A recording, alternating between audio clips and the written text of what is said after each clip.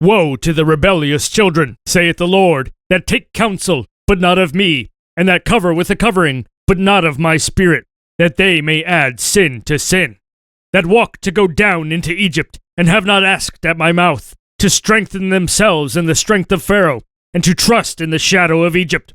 Therefore shall the strength of Pharaoh be your shame, and the trust in the shadow of Egypt your confusion. For his princes were at Zoan, and his ambassadors came to Hanes. They were all ashamed of a people that could not profit them, nor be an help nor profit, but a shame, and also a reproach. The burden of the beasts of the south, into the land of trouble and anguish, from whence come the young and old lion, the viper and fiery flying serpent. They will carry their riches upon the shoulders of young asses, and their treasures upon the bunches of camels, to a people that shall not profit them. For the Egyptian shall help in vain, and to no purpose. Therefore have I cried concerning this, their strength is to sit still.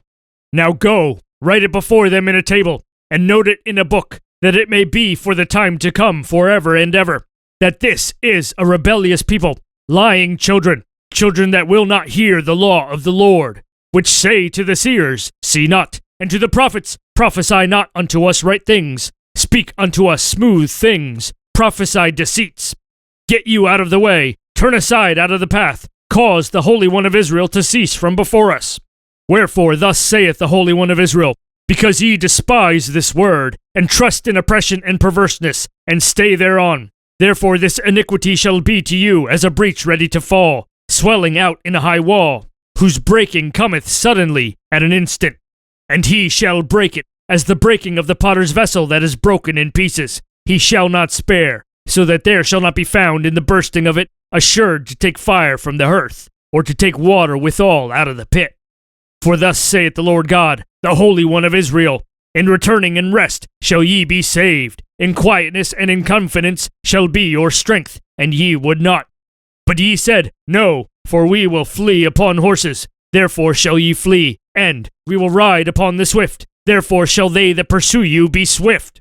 1,000 shall flee at the rebuke of one, at the rebuke of 5 shall ye flee, till ye be left as a beacon upon the top of a mountain, and as an ensign on an hill. And therefore will the Lord wait, that he may be gracious unto you, and therefore will he be exalted, that he may have mercy upon you. For the Lord is a God of judgment. Blessed are all they that wait for him. For the people shall dwell in Zion at Jerusalem. Thou shalt weep no more. He will be very gracious unto thee at the voice of thy cry. When he shall hear it, he will answer thee. And though the Lord give you the bread of adversity, and the water of affliction, yet shall not thy teachers be removed into a corner any more, but thine eyes shall see thy teachers, and thine ears shall hear a word behind thee, saying, This is the way, walk ye in it. When ye turn to the right hand, and when ye turn to the left, ye shall defile also the covering of thy graven images of silver, and the ornament of thy molten images of gold. Thou shalt cast them away as a menstruous cloth. Thou shalt say unto it, Get thee hence. Then shall he give the rain of thy seed, that thou shalt sow the ground withal, and bread of the increase of the earth, and it shall be fat and plenteous. In that day shall thy cattle feed in large pastures. The oxen likewise, and the young asses that ear the ground, shall eat clean provender, which hath been winnowed with the shovel and with the fan. And there shall be upon every high mountain, and upon every high hill, rivers and streams of waters in the day of the great slaughter, when the towers fall. Moreover, the light of the moon shall be as the light of the sun, and the light of the sun shall be sevenfold, as the light of 7 days, in the day that the Lord bindeth up the breach of his people, and healeth the stroke of their wound.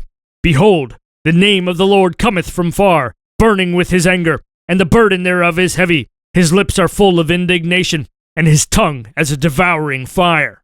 And his breath, as an overflowing stream, shall reach to the midst of the neck, to sift the nations with the sieve of vanity. And there shall be a bridle in the jaws of the people, causing them to err.